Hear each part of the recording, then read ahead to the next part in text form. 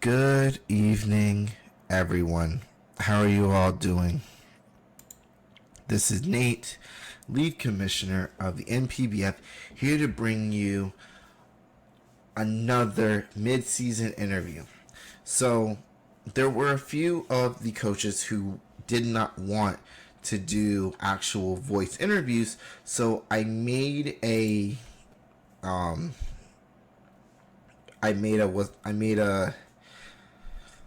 document, a poll of sorts for them to fill out so that they could at least get, their opinion into a mid-season interview video. That way everyone, can be inclusive.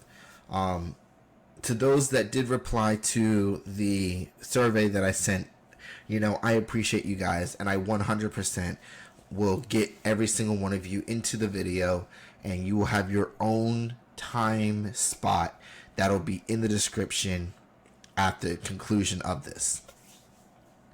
But essentially, the objective of the mid-season interview was to see where the coaches were, get their background, see where they got started, and kind of see, how's their season going for them. I 100% am excited to do these interviews, and I can't think of anything I'd rather be doing, honestly. So far, all the coaches have been exceptional battlers. A couple have stumbled, but a couple have definitely risen to the occasion. And as you guys heard in the other interviews, I mean, what more could you ask for? So, with that, we're going to go ahead and move into our first interview. First up, we have from the Ruby Division, Jeremy and the Dragon Knights. Of course, before we get into your team, please, in as much detail as you would like, give us your background and how you got into competitive Pokemon. Jeremy told us that he started back in Generation 7 when he started watching good players battle. So, right around Gen 7 is when a lot of the PokeTubers really started to take prominence. I would say Gen 6 started that renaissance and resurgence of competitive Pokemon battling. And I want to say, honestly, Gen 6 was really the beginning of the common Pokemon battling that we now are also accustomed to, and really when draft leagues, region wars, team wars, clan wars, when all of that really started coming out. Gen 6 was the beginning, but Generation 7 was when everyone was involved. I don't think there was a point where you could turn and not hear about people being involved in the draft, or someone being involved in team wars, or even just on Pokemon Facebook pages where they're having gym leader tryouts, or they're having an entire league dedicated to people battling. This was right around the time, I want to say right before the Switch came out, where I want to say at least 3/4 of the Pokemon community had either one or multiple Nintendo DS's. So, while Generation 6 was the beginning of that resurgence, Generation 7 really solidified what competitive battling is today. And, based on where we came from to now, when we're right at the cusp of Generation 9, there has been a huge shift in the battling climate. Battlers are smarter, battlers are taking more time, battlers are craftier. So we really do have to thank the PokeTubers that we're competitively battling in those leagues. And I want to say GBL was a huge thing, and where a lot of us really started trying to get better at battling. So, looking back at your draft, how many changes have you made? If so, how have those changes affected the outcome of your battles? Jeremy stated that he made a few changes and they won him a few more battles than he expected. So first, let's go over the team. So Jeremy originally drafted, we're going to go open up the draft doc.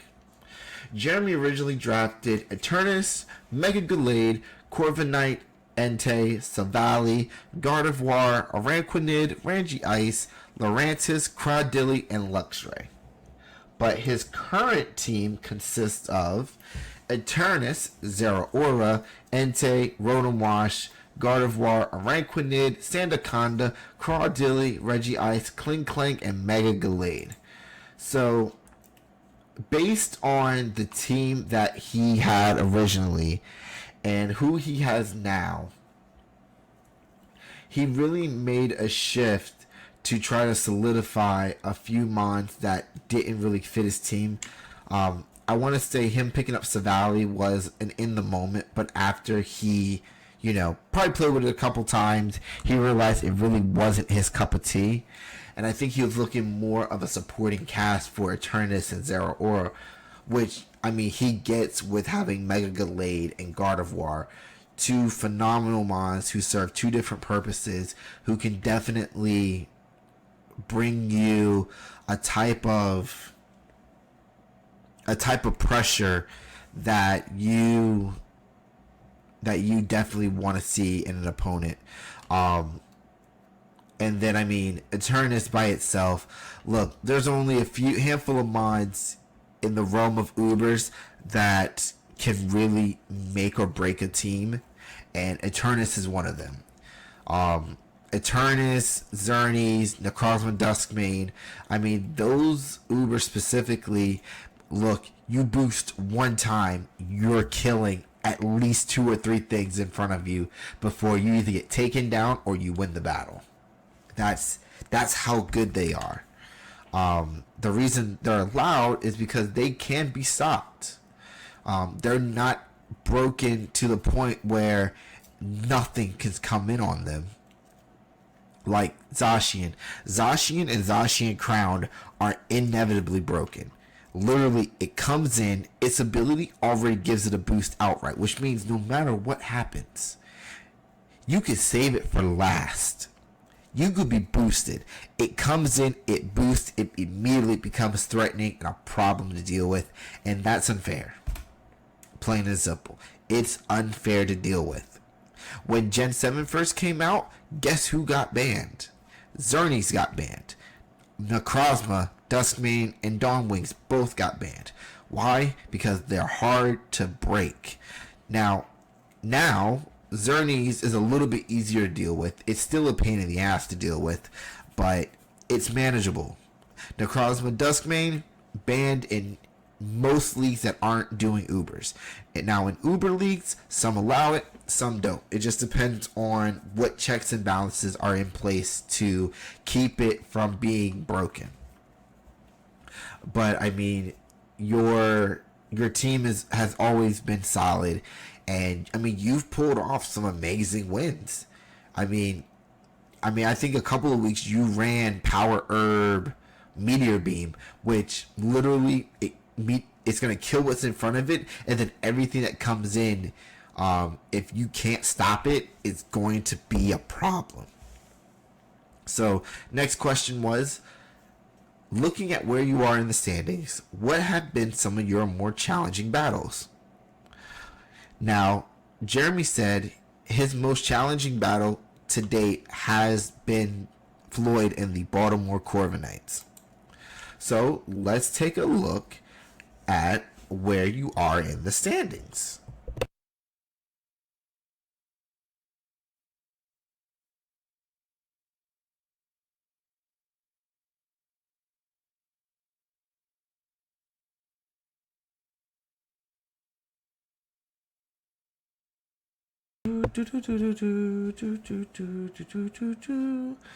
I'm scrolling trying to make sure everything is correct.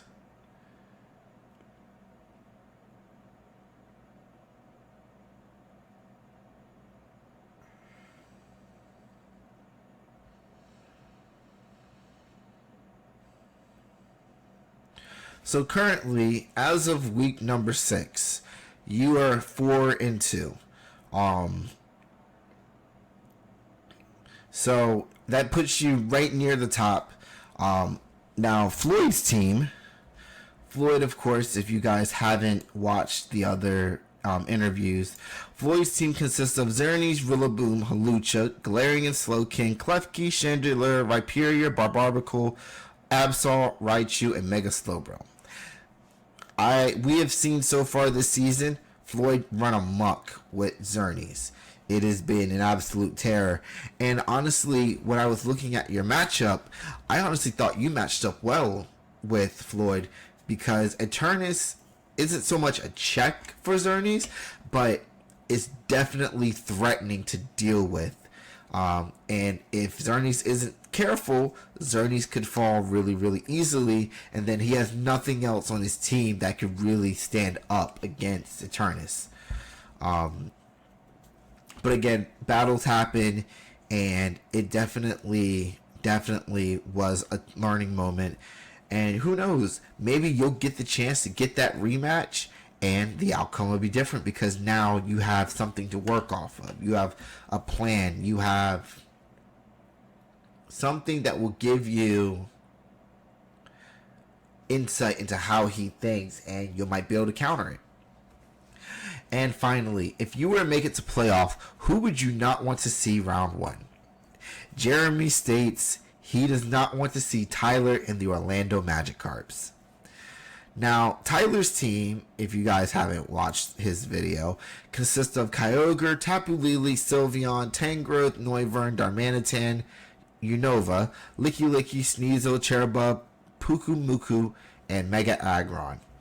Now, if, as most people understand, you Scarf Kyogre and you click Water Spout on anything that doesn't have Water Absorb, and it's probably going to kill it. It just happens that way. So that's definitely reasonable to understand that is a problem to deal with. Mega Aggron, of course, gets the filter ability, which means most super effective damage is being halved anyway.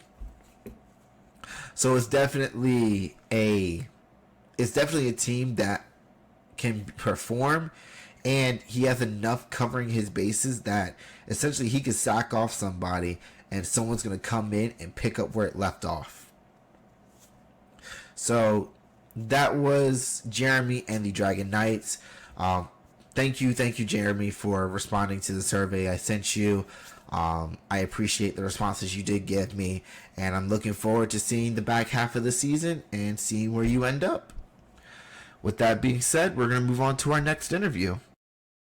Next up, from the Pearl Division, we have Stewart and the New Zealand Kings.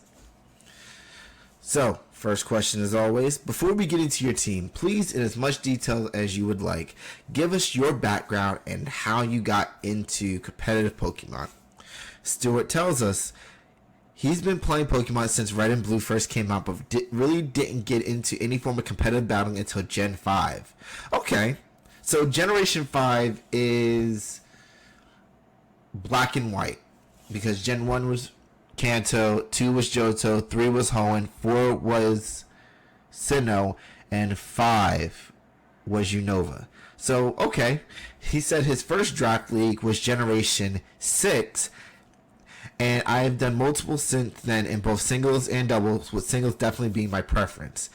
I realize I'm generally towards the older end of Pokemon player, but I'm just not prepared to give up playing something I enjoy, I'm not bad at, and that has been a constant in my life for 25 years just because I'm getting old.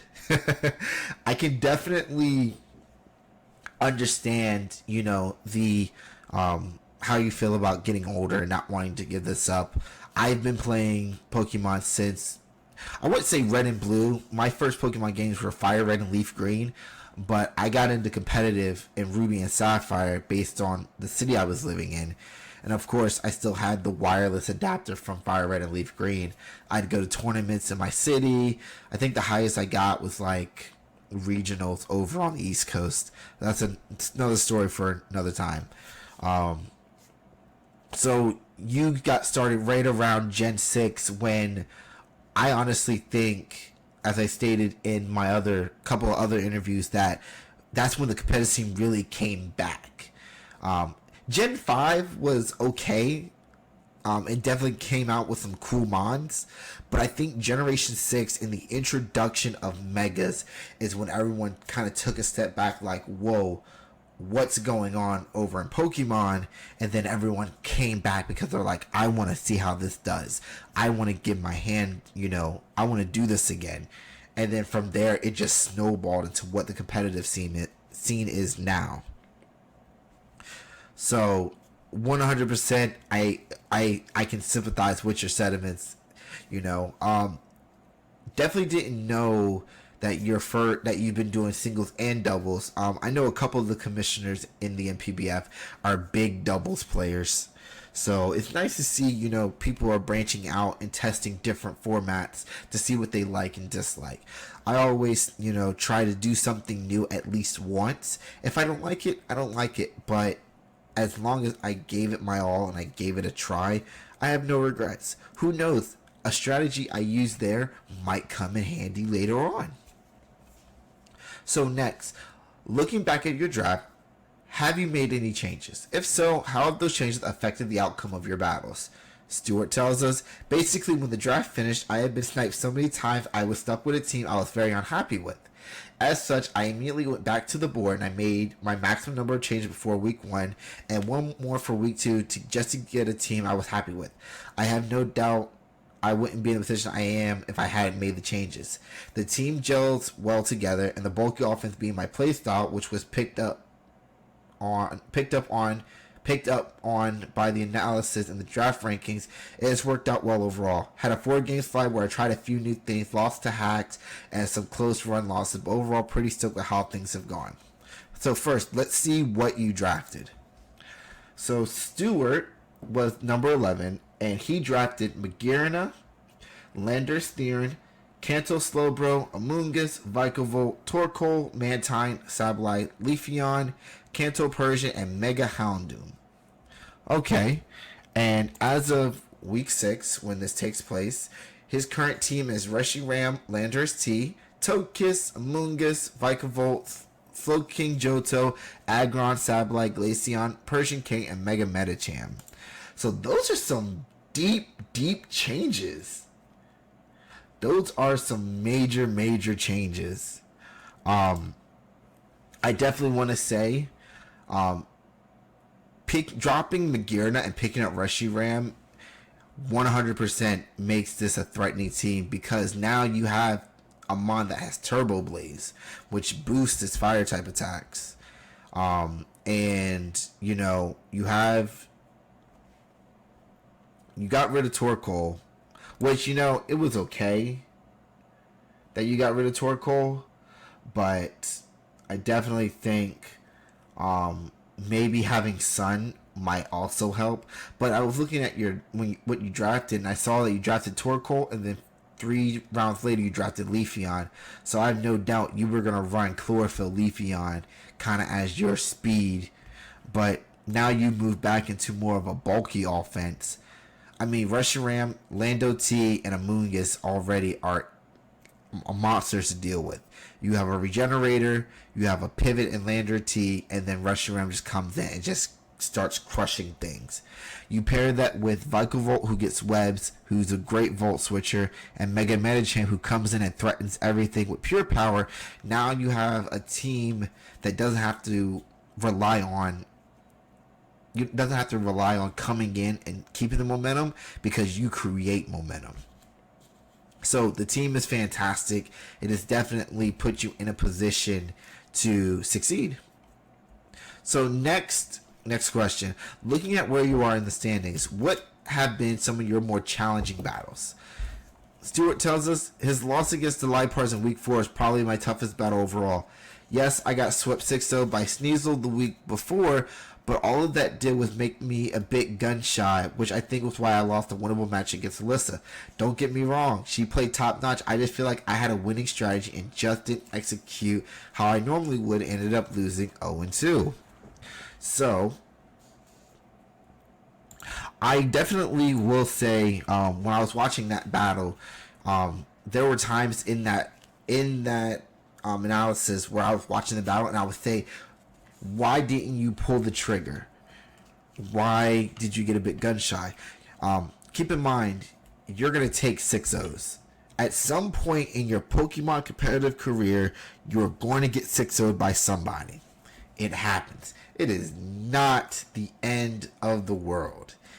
It just makes you look at your team and think, okay, you're going to watch that 6-0. And you're going to look at everything you did. And you're going to remember what not to do. That's why I don't mind getting 6-0, because that means the next time I play that person, if I play that person, in my head, I'm going to be like, I remember what you did, and now I'm going to hard counter that. And finally, if you were to make it to playoffs, who would you not want to see in round 1? Stewart tells us he's not sure how playoffs work in the league, but he thinks that no one wants to play Floyd right now. So as of week 6, Floyd is undefeated. He has been on an absolute tear, like I've said in a couple other videos, with Xerneas. A quick refresher, playoffs work with a top 8 battle style. So everyone's divided into 4 divisions: the Ruby, the Emerald, the Diamond, and the Pro divisions. There will be 4 division champions of those 4 divisions. That means the player in that division who has the best record overall. Those 4 players will get ranked amongst themselves from seeding 1 to 4. After those 4 are decided, the next 4 spots are purely decided on how everyone else finishes overall. So if there are 3 people in the Emerald division that finish with an 8-4 record, whoever wins that division will go up as a division champion, and then the other 2 will get ranked against everyone else who's not a division champion in the actual league. So there's a chance that, maybe you don't win your division, but if you have a high enough record, you can still get into the playoffs, because I believe 8 wins guarantees a playoff spot.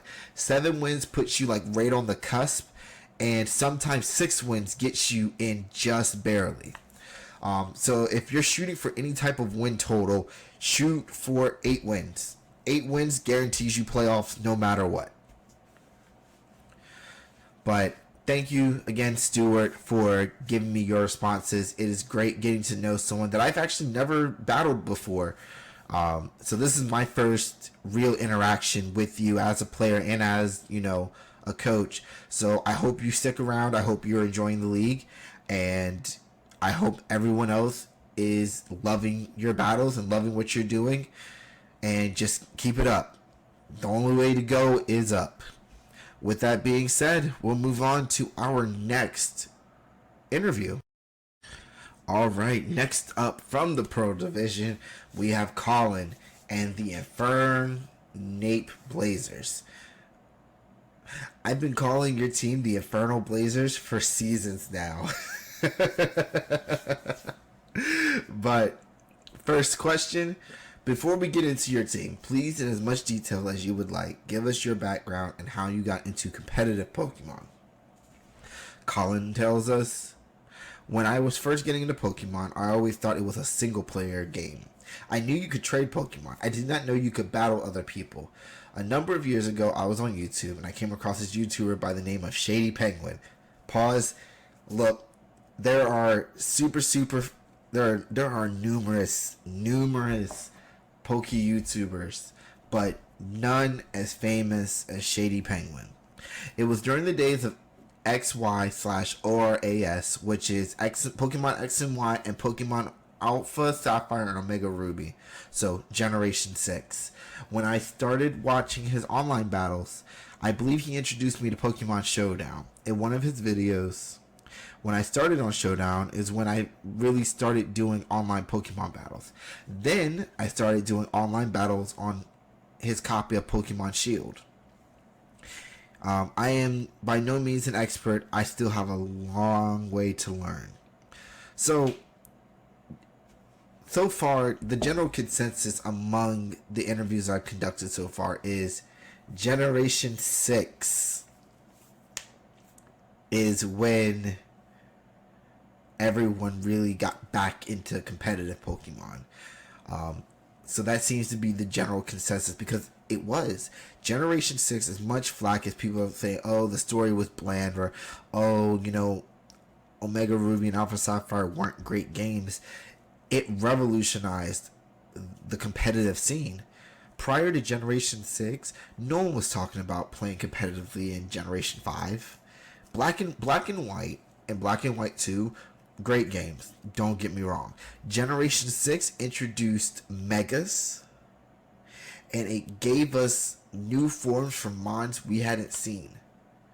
Because I want to say Generation 7 is when we started getting regional variants of Pokemon. So I 100% definitely can see that Generation 6 and PokeTubers like Shady Penguin really solidified and revived the Pokemon competitive scene, and now it's thriving. I mean, if someone had told me, back in 2010 that, hey, in 10 years the Pokemon competitive scene is going to be massive and everyone of all ages is going to be playing, I probably would have looked at you weird. I probably would have told you, I mean, maybe, but no one's really going to be caring. I mean, that's the mindset. I mean, everyone knew that, yeah, you could take your 3DS and go to like the Pokemon video game tournaments that we know are being held every single year. We know those are held. What we didn't know, that there was a dedicated community on Facebook that, region wars, gym leaders. I mean, I didn't really see those groups popping up until Generation 6. So it's definitely interesting to hear. Now, next question was, looking back at your draft, have you made any changes? If so, how have those changes affected the outcome of your battles? Colin tells us, I haven't made any changes. Maybe I should, mainly in the lower tiers. So I will say Colin is one of the few players that has not made any changes to his original team. Now, Colin's team, of course, he drafted the Protein Greninja, Scizor, Conkeldurr, Rotom Heat, Crocodile, Crobat, Jolteon, Rhydon, Butterfree, Clefairy, and the Mega Gardevoir. So kind of like in the draft analysis, the first thing that stands out to me is there is a huge ice weakness. Huge ice weakness. Definitely something that can be taken advantage of. But I mean, it's doable. There's a lot of overlap that shouldn't be there. He has a good, solid, fairy. Oh, I just remembered. This was one of the few teams that didn't have an actual Dragon Fairy Steel Core because he doesn't have a Dragon type. Which, again, you don't need to have a Dragon type to have a good team. But if you don't like the direction your team is going, having a Dragon Fairy Steel Core or even having a Fire Water Grass Core kind of gives you a basis to work around. I don't even see a Fire Water Grass Core. So he doesn't have a Grass type and he doesn't have a Dragon type. So he doesn't really have a solid foundation or something to work around. It doesn't mean he can't win games. It's just going to be a little bit harder to cover the weaknesses of your team. So far, the only two that avoid ground moves are Crobat and Rotom Heat, which is bad because most ground types usually have rock moves as well. So that means the moment you lose them, all your opponent has to do is come in and click Earthquake, and they're going to take out a good chunk of your team.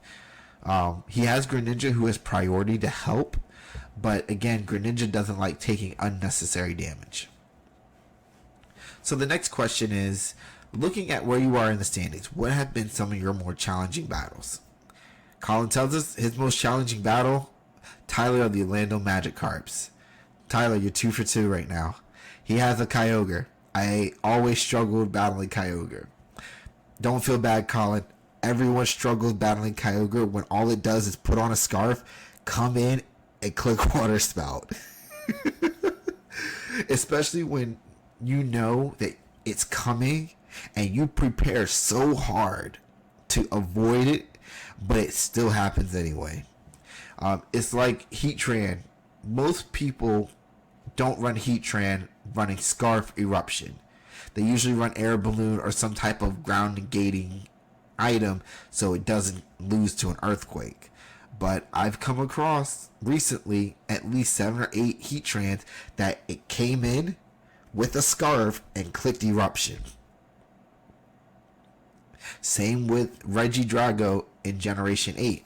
It comes in with the Scarf and clicks Dragon Energy and just deletes whatever's in front of it if it's not immune.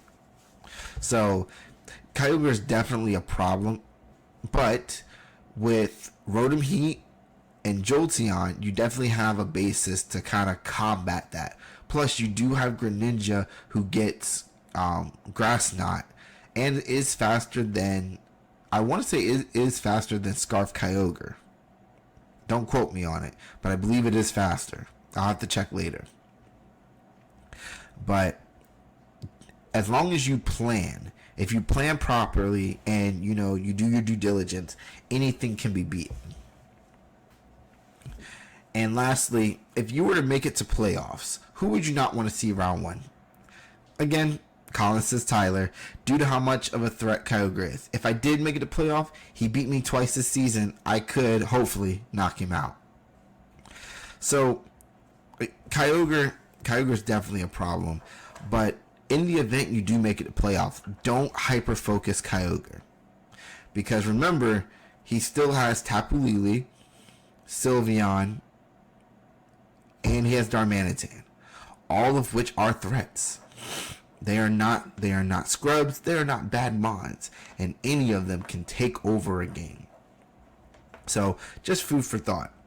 But Colin, you have been in the NPBF for a few seasons now, and you have always put your best foot forward, and if you don't see it, I do, and you have made strides in where you were a couple seasons ago to now, and keep it up. Keep learning, keep asking questions. There's no such thing as a bad question. There isn't. If you're asking, it's because you don't know. Not only that, ask for opinions. I would recommend finding 1 or 2 people that you're friends with that play Pokemon, and build and create a chat between the 3 of you. Ask for prep. Do mock battles.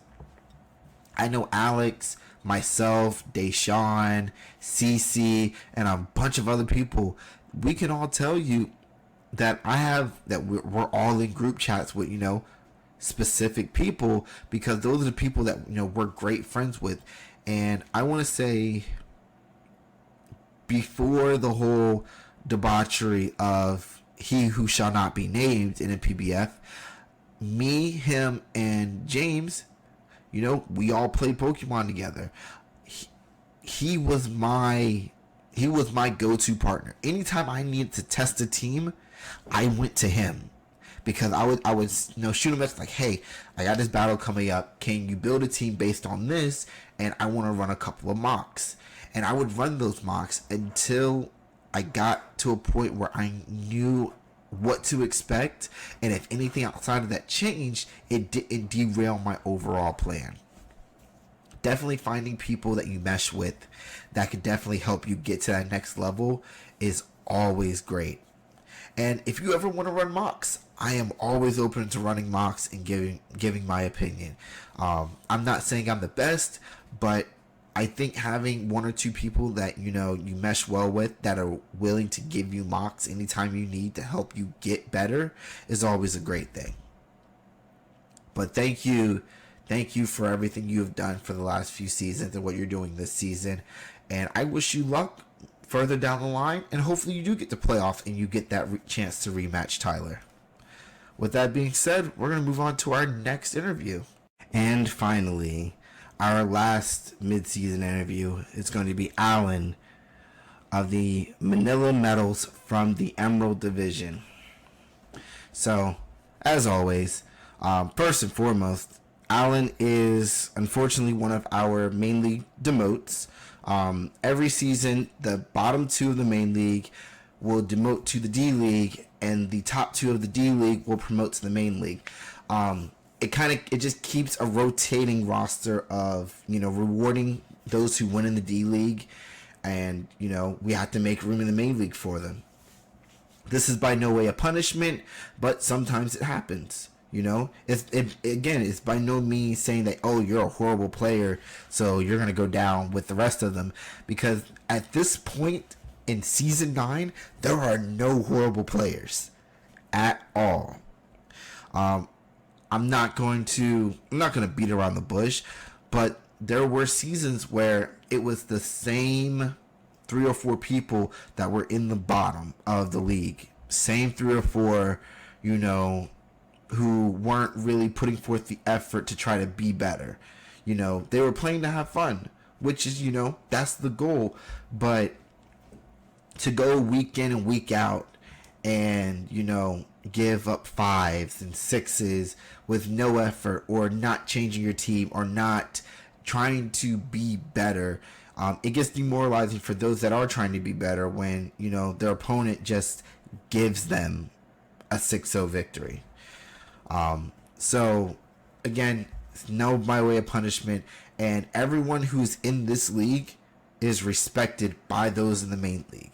Keep in mind, guys, main league is watching you guys. They see what you guys are doing down here in the D League, and they are ecstatic, and they are excited to see who promotes, because that means challenges. Everyone who comes through D League for the last 3 or 4 seasons have been an absolute threat. And who knows, there may come a time where you may not win that season of D League to promote, but a spot may open up, and because of how you performed the season prior, you may get the call up. So that's why I always try to say, put your best foot forward. Go out there, do your best, and who knows, you may get rewarded. Only time will tell. But let's go ahead and get into the first question. Before we get into your team, please, in as much detail as you would like, give us your background and how you got into competitive Pokemon. Alan tells us, so I'm actually quite new to the competitive scene, starting in, I think, Gen 6. Boom, another Gen 6. See, I'm psychic, guys. Gen 6 was the beginning of the Renaissance. At first, I was just battling my friends. Then I joined a group called Shadow Lugia, where I met David, who's currently in the main league. Boom, David, you got yourself a shout out. From there, I got into a group draft war, and I met Jake and Jesse and Steven, who are also in the main league. We had good chemistry with each other and helped brainstorm for everyone's draft, so we stuck around, with Tyler and James also joining in. So based on what you're saying, Alan, you were a part of the formation of the now prophesized Goons. Because so far, every Goon that I have battled, you guys are an absolute force of nature. Every single person. Yeah, you guys have your bad days. But, I mean, David's made finals and promoted. Steven made finals and promoted. James unfortunately hasn't been down here in the D League yet. He better not ever come down to D League, because then he's gonna have a fight.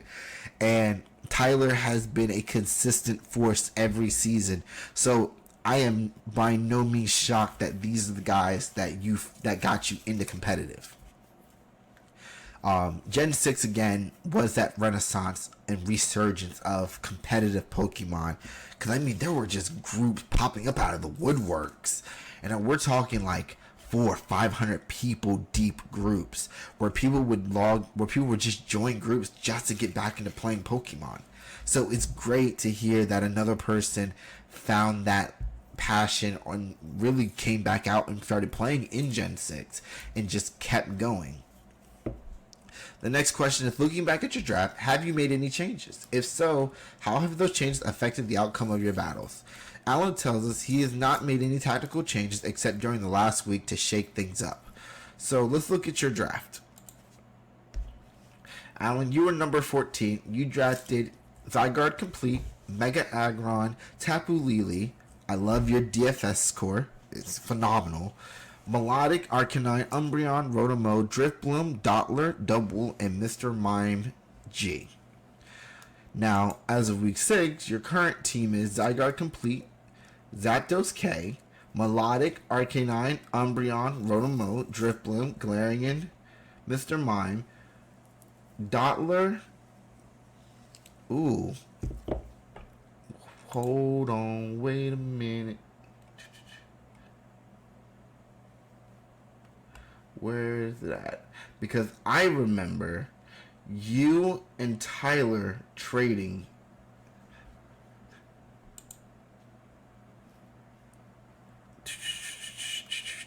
Let me just double check.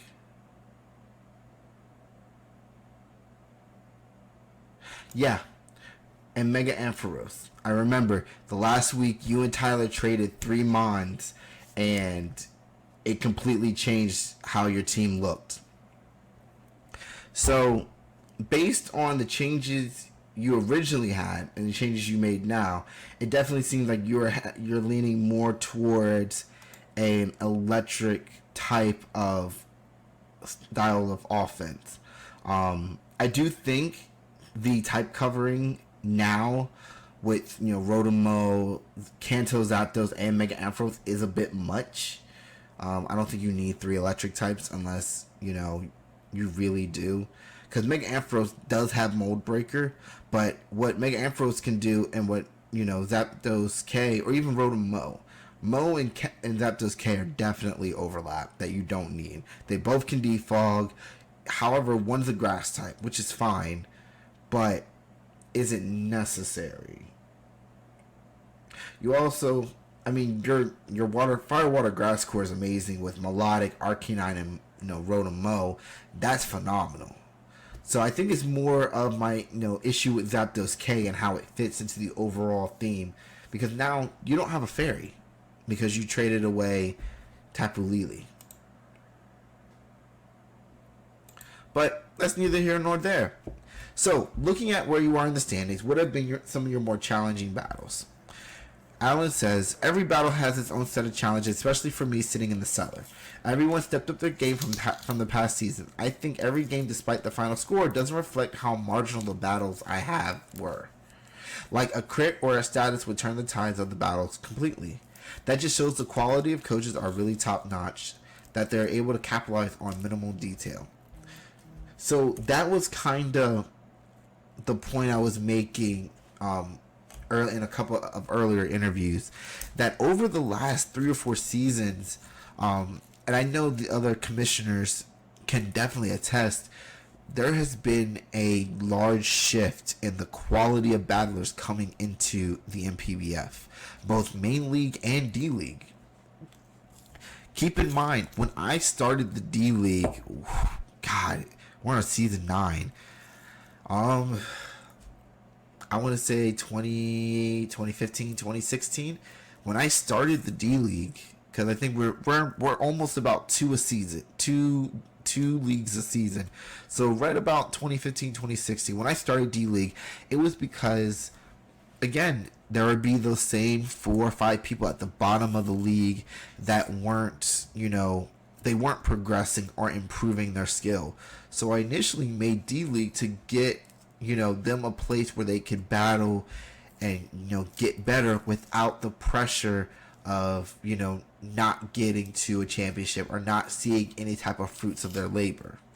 Because with people coming in now, main league is an absolute dogfight every week. Like, guys who have won multiple championships are struggling week in and week out, and it is, while it sucks to see that, it just shows the level of talent that is coming in. And it starts here in the D League. I want to say that through networking and talking and being consistent, we have improved the quality of battlers in the league tenfold. And it's happy to hear someone on the outside saying, hey, the level of talent in the D League is improving every season. And I honestly wouldn't get to the point where our name is known as famously as the GBL. That's my goal. I want to be as famous as the GBL, if not more famous, because I love what I do. I love battling. I love doing the commentary. I love drafts. So if we can achieve that type of status, then my goal and my mission is complete. And I also, this has been an absolute thrill. I've met new lifelong friends. I've met people that I can confide in, and I've helped create an environment where the level of skill isn't ridiculed, and only by working hard and showing you can take that next step are you rewarded with an even bigger challenge, and it only goes up from there. So now, to address you being in the cellar, it happens.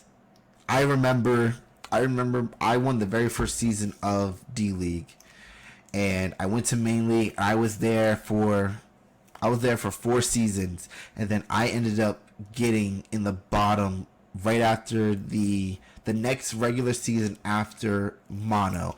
I was in the bottom, and it hurt because I know where my skill level is, but that season I did not perform the way I should have, and so I came down to the D League.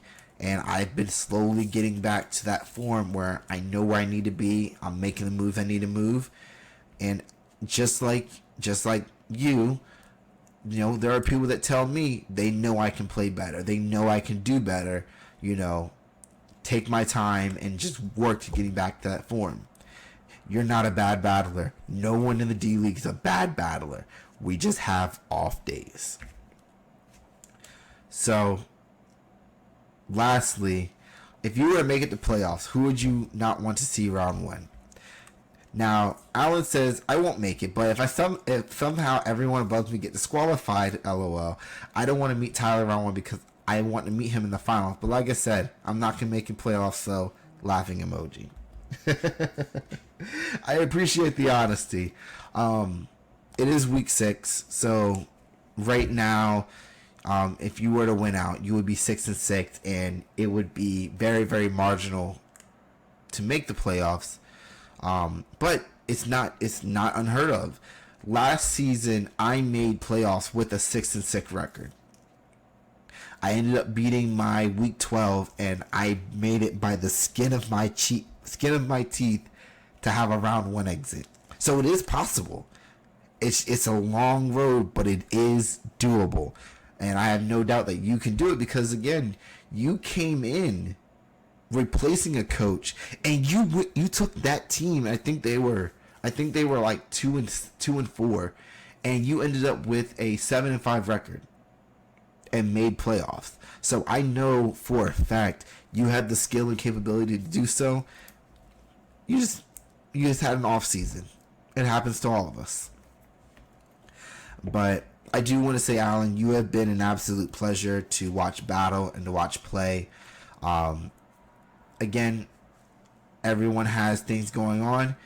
If you need anything, let me know. My inbox is always open. The other commissioners' inboxes are always open, and we will always do what we can to put you in the best position to succeed in the NPBF. So with that being said, that will conclude all of the mid-season interviews from the survey. I want to thank you guys for supporting us and being here for us. This has been one hell of a ride, and we will see you guys for the weekly recap. Take care.